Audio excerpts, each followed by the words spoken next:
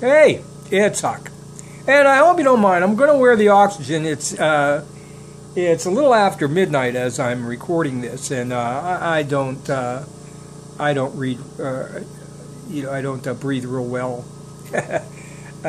closer to bedtime. So anyway, a little bit different today. I thought I will ask your forbearance to do something a little different.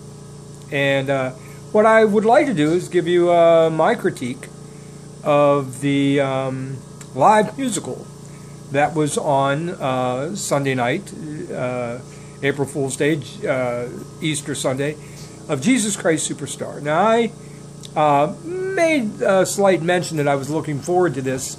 So let me get one thing kind of out of the way right to begin with. I will be the first to tell you that I am not, like really religious to speak of. However, this musical did have a profound effect on me, when it first was recorded as a concept album back in the early 70s. And I remember we had a high school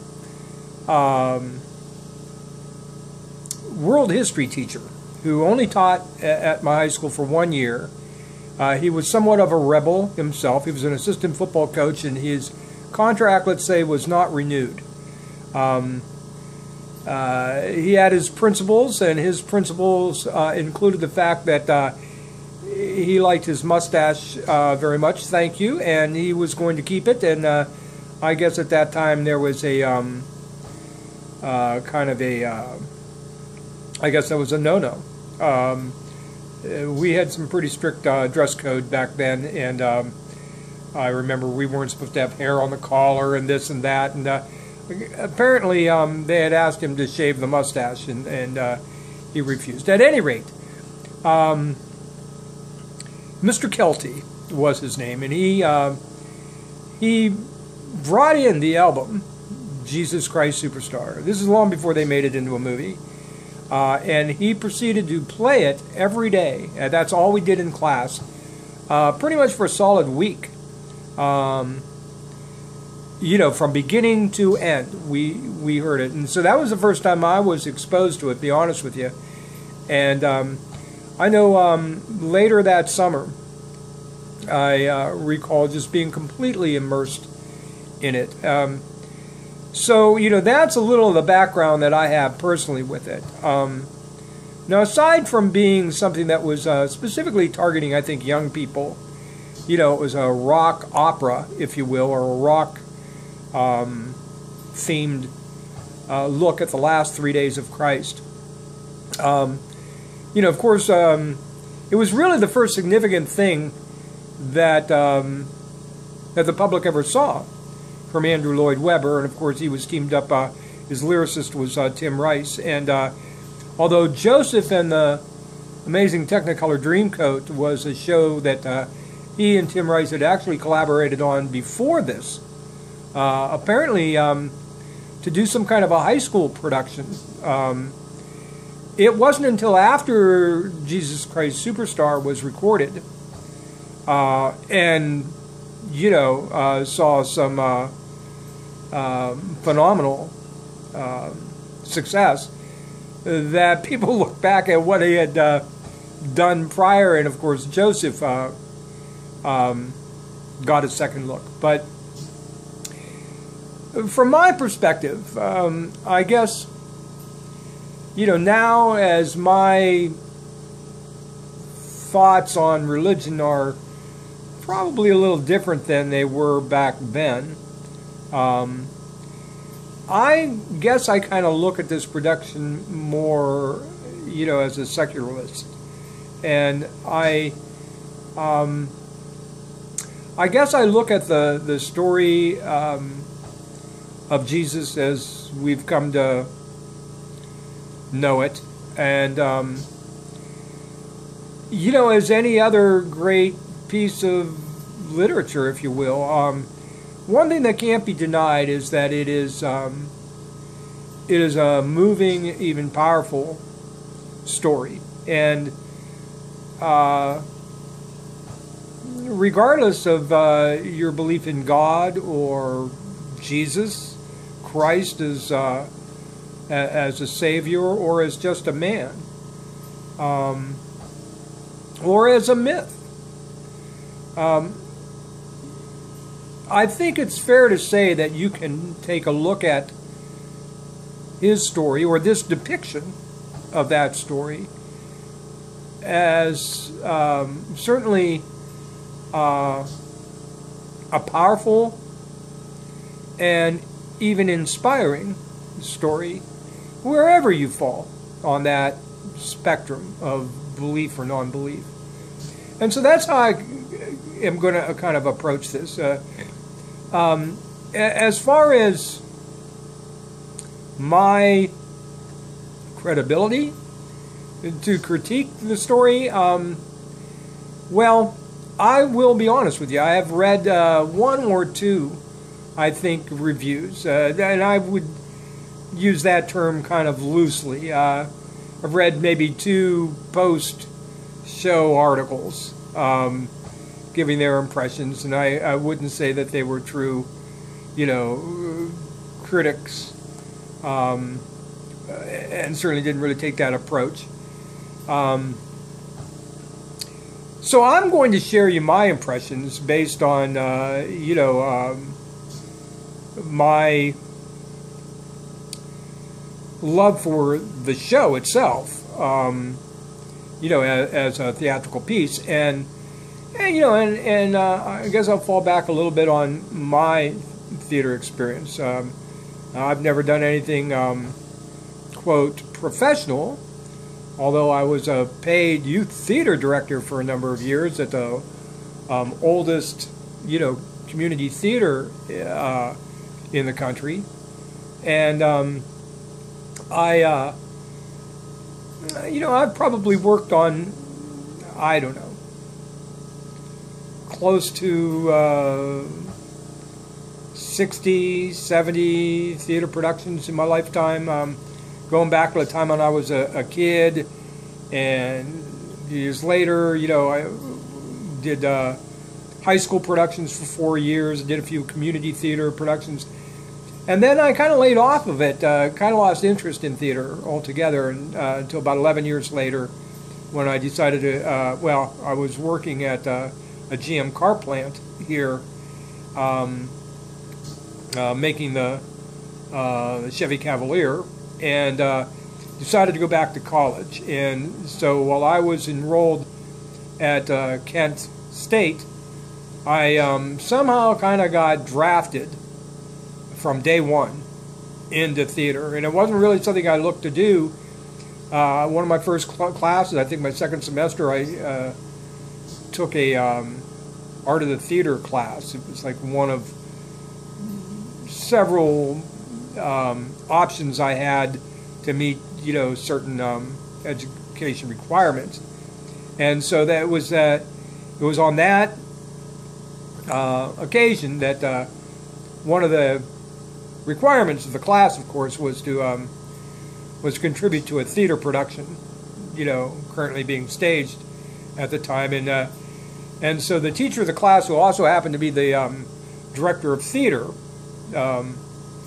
at the campus, was recruited me to play a part in the production, and from that day on, you got to understand, those of you who have ever been involved in community theater or university theater will know this. Guys are really hard to find in theater, and there's always been somewhat of a shortage of finding men for men's roles. So there was no shortage of of opportunities or requests. I mean, I got drafted.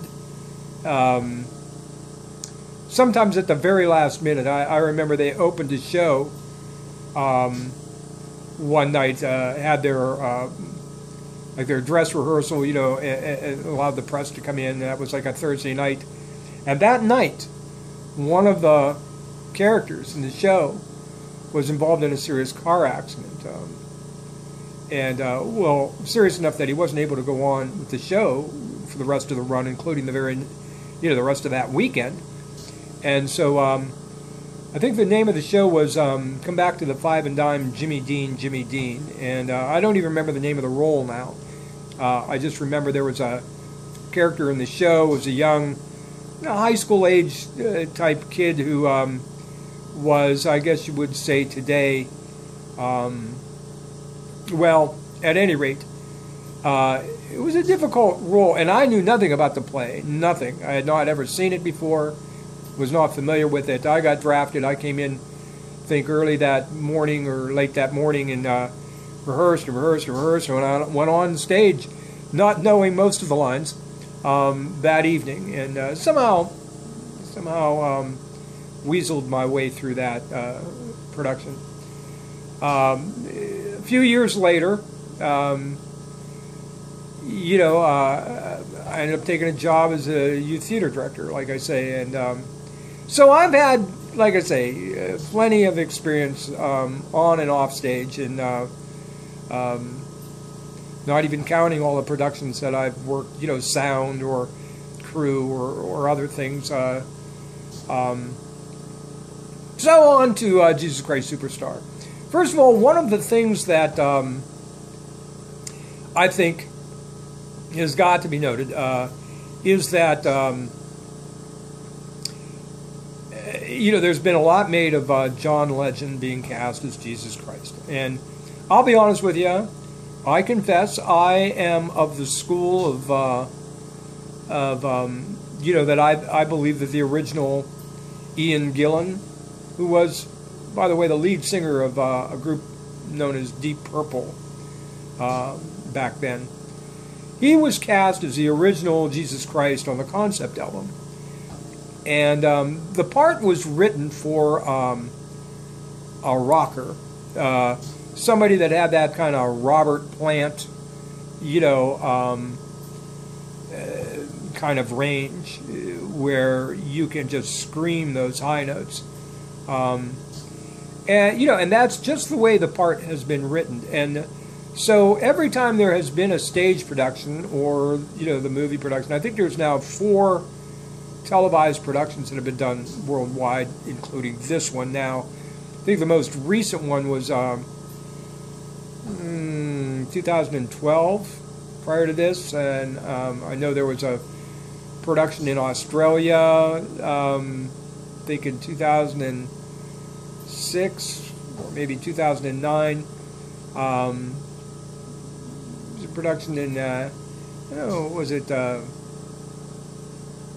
Denmark, maybe? Amsterdam is the other one. At any rate,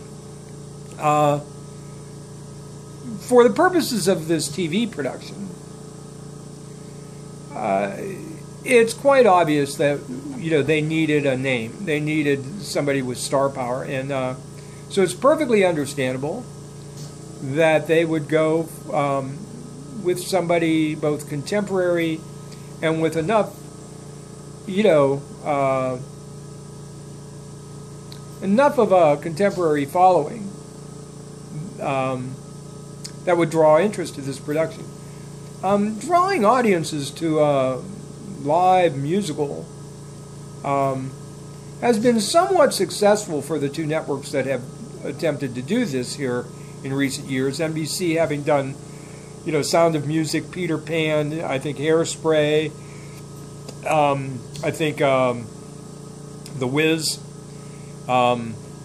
Fox, I think doing, they did Grease. I think there's another one I'm missing. At any rate, but all of that said, you're not going to pull, 20 million people to watch a musical. Unfortunately, you're just not. I think Sound of Music remains still the most watched of these, recent live productions. I think The Wiz has probably been critically the most acclaimed version.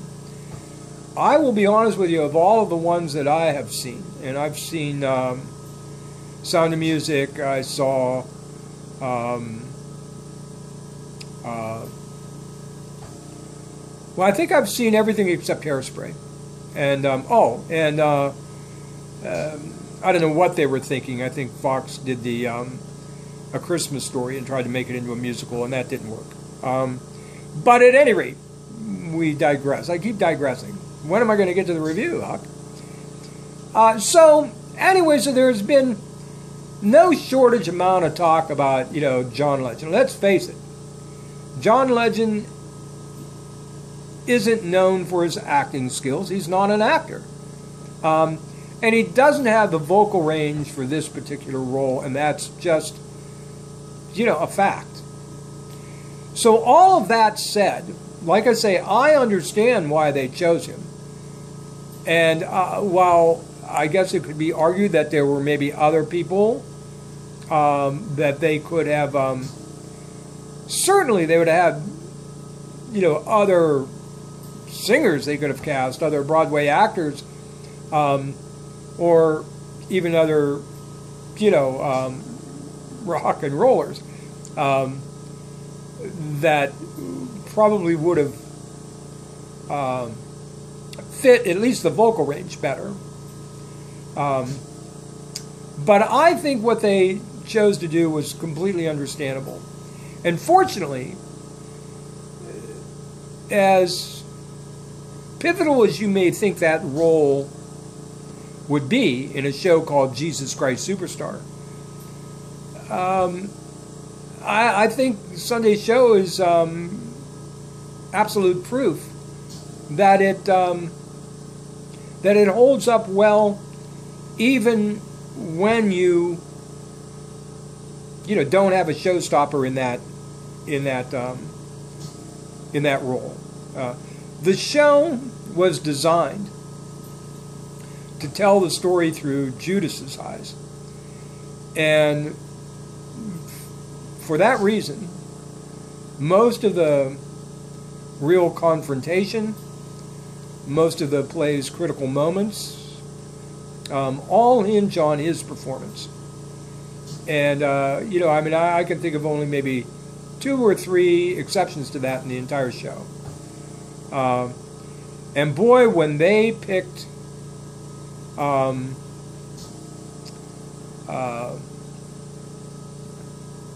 when they picked their Judas for this show, the man who probably most of you know from the show Hamilton, where he played Aaron Burr, they could not have done a better job. And I think by the time he was done with the opening number, Heaven on Their Minds, all I kept thinking was, if I could see Murray Head on stage, Murray Head being the singer who was cast in this role in the concept album, this would probably be what I would have expected. Was absolutely phenomenal. I could watch him all day. I thought he was perfectly cast. As far as Legend, I thought he met the challenge, and it wasn't spectacular. There were times when you could tell he was not comfortable. There were times when he wasn't able to pull off things I think he'd even rehearsed and thought he could. He had some kind of annoying little habits that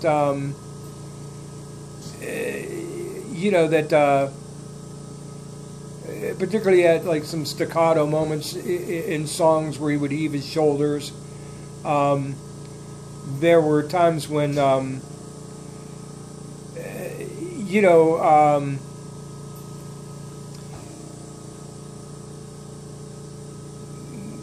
he was a little too even keel, where you wanted to see a little bit more in one direction or the other than what he was expressing. But overall, given, his own inexperience at this, and given more than that, this is a musical from beginning to end. There is no dialogue in this show. It is music from beginning to end. And as such, it's very demanding on voices. We saw that, I think, in the role of Pilate, where his voice was so raw by the end of his number. And he's not on stage, throughout the whole thing like John Legend is, or like, some of the other actors. So clearly that experience of performing live is something that really shows in a production like this when you're using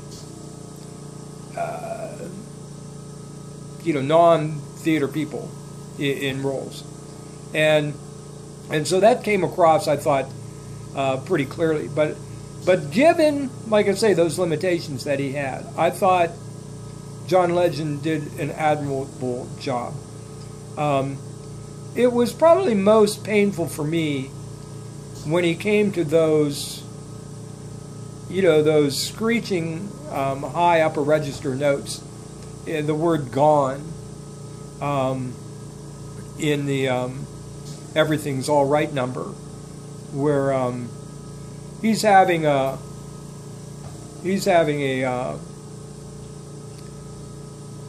confrontation with Judas, and Judas is kind of reprimanding Mary Magdalene for using this very expensive ointment on Jesus. Why has it been wasted? You could have saved maybe 300 pieces of silver or more. People who are hungry, people who are starving matter more than your feet and hair. And Jesus confronts Judas with, surely you're not saying you have the resources to save the poor. I can't sing anymore. From their lot. He ends that little ditty with, you'll be lost, you'll be so sorry when I'm... And then he hits this note. A note that, by the way, I used to be able to hit. God. Well, anyway, John Legend had to falsetto it, as I barely did right there. But there was a time when I could do that full-throated, and there was and that's certainly how it's written. It's written for an Ian Gillan or a Ted Neely, or a Robert Plant, to screech that note. God, I can't even reach it right now. And then, of course, there's the seminal moment within the song that Jesus sings in Gethsemane garden in I Only Want to Say, where this is really a prayer to God.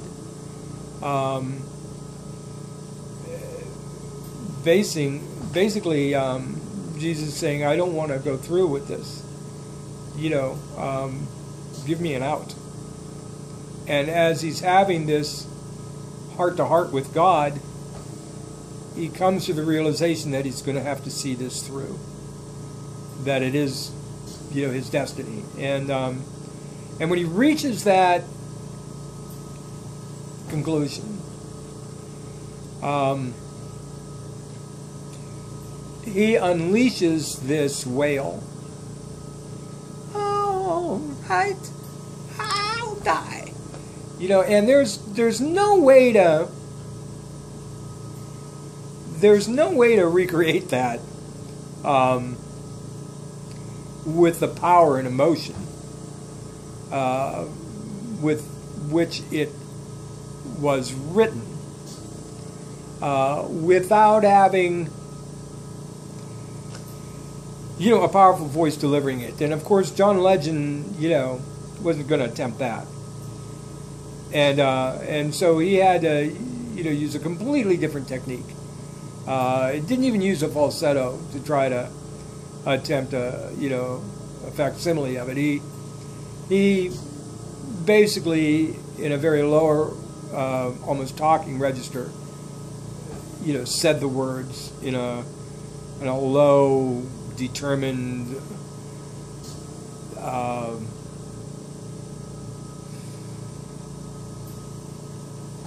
fatalistic tone of voice. And for dramatic effect, falls short of what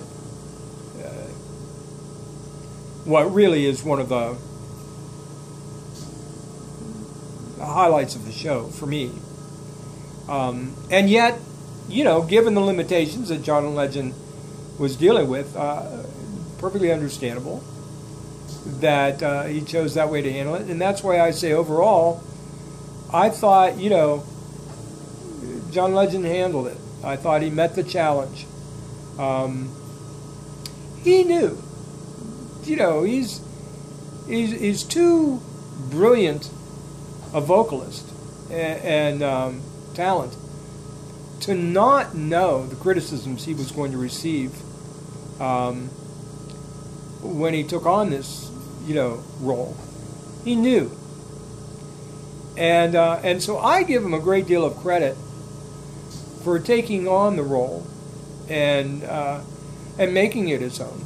And there's some kind of, he has this like angelic kind of quality to him, just his natural look. I thought that that worked well for a TV camera. And that was the other great thing about the show that I think was one of the reasons I was really looking forward to it.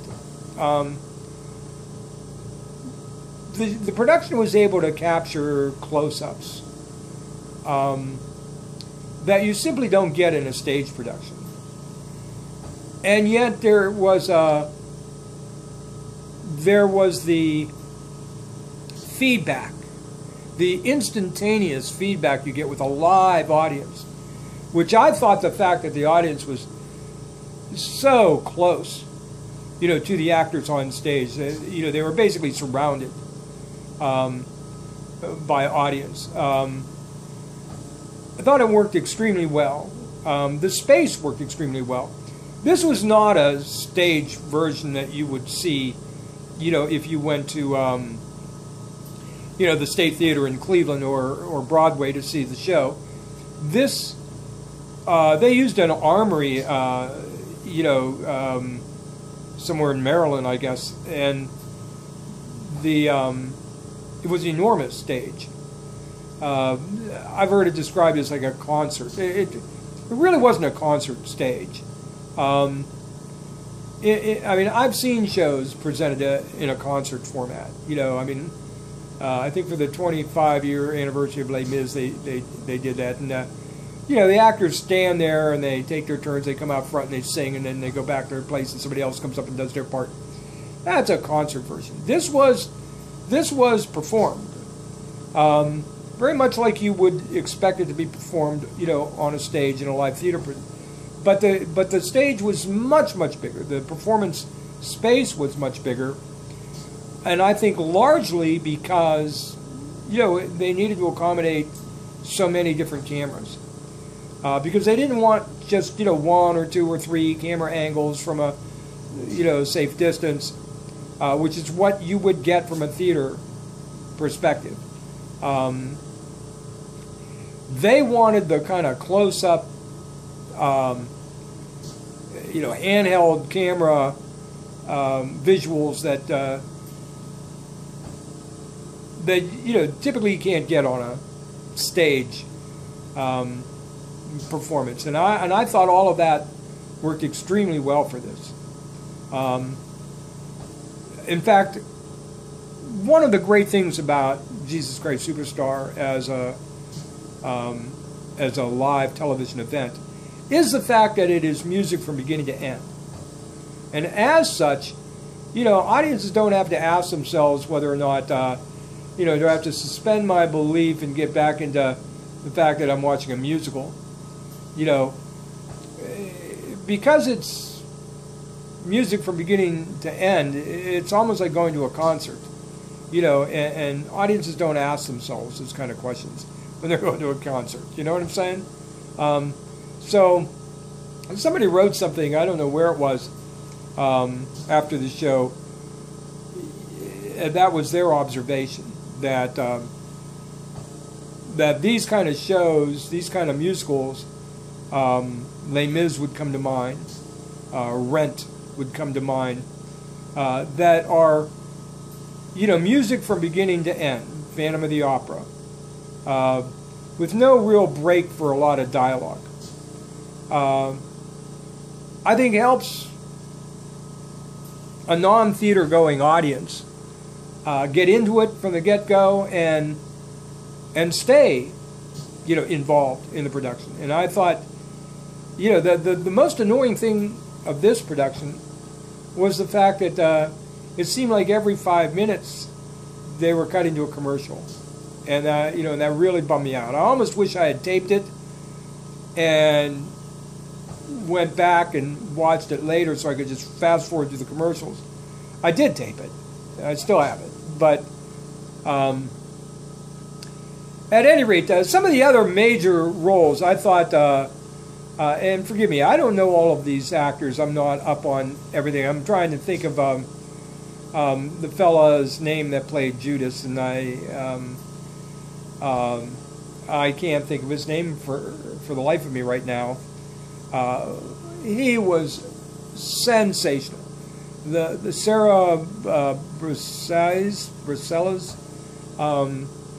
she had just the right soul in her voice. She that role was kind of originated by at the time an unknown actress by the name of Yvonne Elliman, and she was so good. She not only did the concept album, she did the original Broadway and West End productions, and then 3 years later she ended up, you know, being in the movie. And so I thought this young Broadway actress, who I think has recently come into fame for a role in another movie or show, I thought she was ideal. She had the right amount of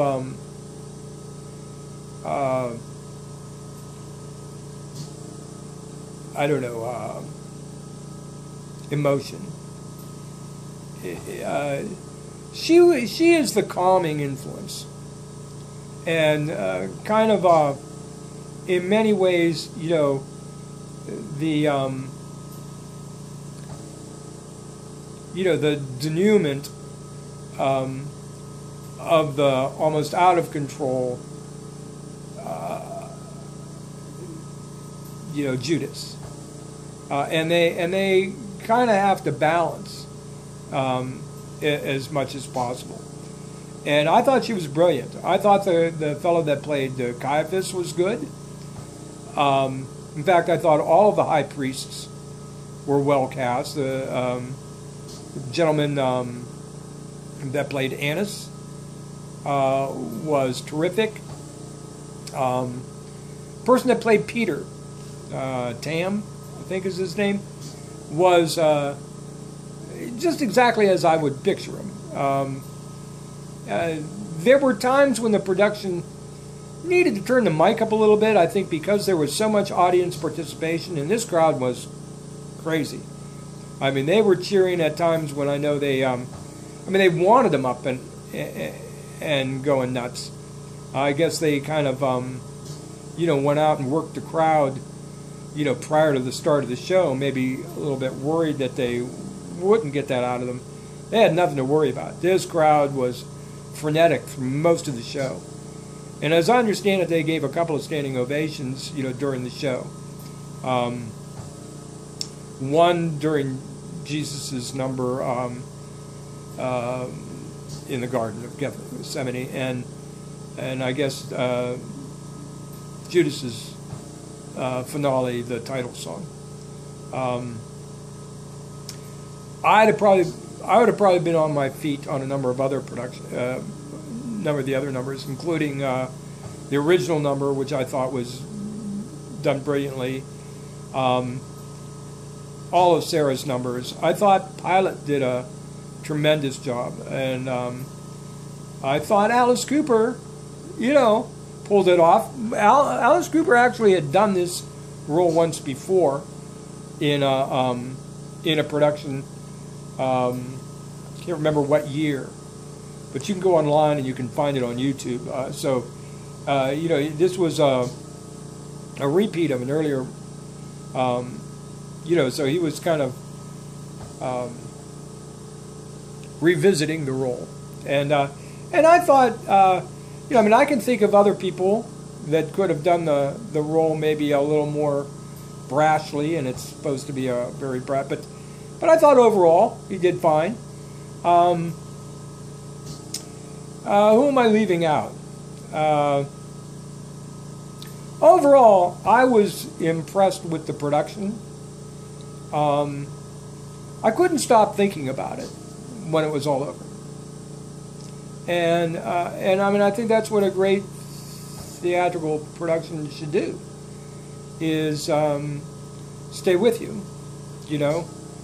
I remember, I haven't had the opportunity to go to see a lot of Broadway shows in my life. And in fact, the very first time I ever went to Broadway, I was pretty old. I've only been there, let's see, I've seen Phantom of the Opera twice. I've seen Les Mis twice. I've seen a couple of shows I should have never spent my money on. One was a revival of Guys and Dolls, but that was because I had done that show myself when I was a sophomore in high school. Probably the worst production I've ever seen on Broadway. I was with a friend, and I wanted to see something that he had never seen before. He'd never seen the movie. And I thought he might like it. I didn't know what he would like. Took him to see Mary Poppins. Big mistake. Hated that on stage. The movie I like.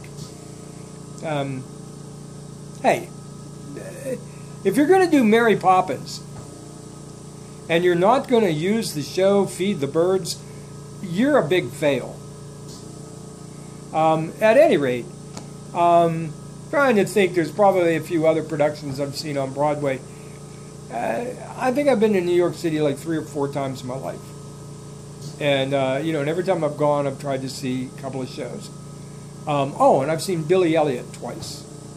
Once with a friend of mine, and once I went back with my friend and we took my mom. We also saw Les Mis when we were with my mom, because I wanted her to see that show.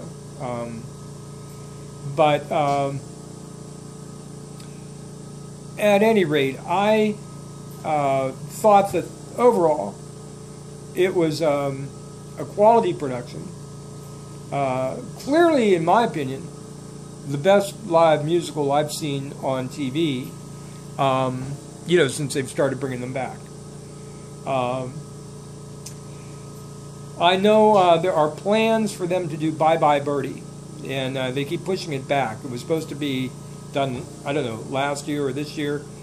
The person that they, I think they cast Jennifer Lawrence in it, and she's got some, I think it was Jennifer Lawrence.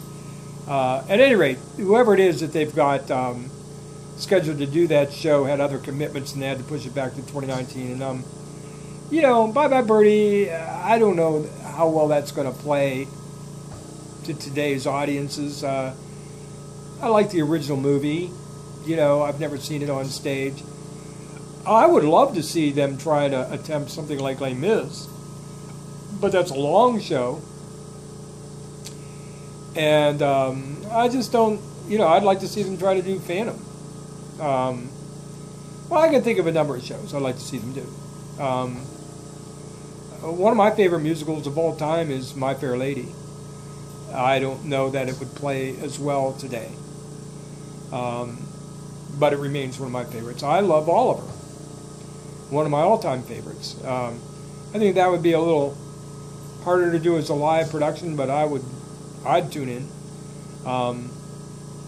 So, anyway, those are kind of my rough thoughts of the whole thing. I thought overall the minimalist approach, with the staging and the scenery and stuff was worked really well. That closing scene where Jesus and the cross kind of fade into a,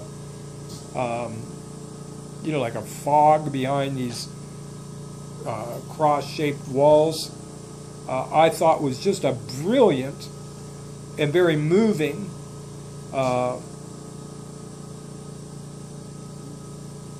way to to go into that last number. And it really, I thought, was probably the best staging of that particular, climatic event that I've ever seen, anywhere. Again, probably not something that you can do, though, on any normal stage. But still, I thought overall the production values of the show I thought were phenomenal. There were a few times when I thought the mics could have been turned up just a little bit. I know the lyrics to that show from beginning to end, and I have known them since I was like 14 years old. But for people, I watched the show with somebody who had never seen it before, and so wasn't really familiar with any of it. And I know there were a couple of numbers, like Simon Zealot's number. I think there were a couple of times when either because of all the commotion going on stage, or because of the audience, rowdiness so close to the stage, that there were whole lines of lyrics that were missed. So I found myself a time or two kind of pausing it and just reciting the lyrics for my friend, so he didn't miss it, and I don't know if in the end that was probably the way to deal with it, or just to allow him to get caught up in the moment itself. But he, like me, is not religious at all, and I would have to firmly put my friend in the non-believer category. And yet I asked him, his impression after the show, and he really liked it. He really liked it. And this is somebody that's not into musicals, like this guy. So, anyway, I would love to hear your comments on the show, or why you chose not to watch it if that's the case.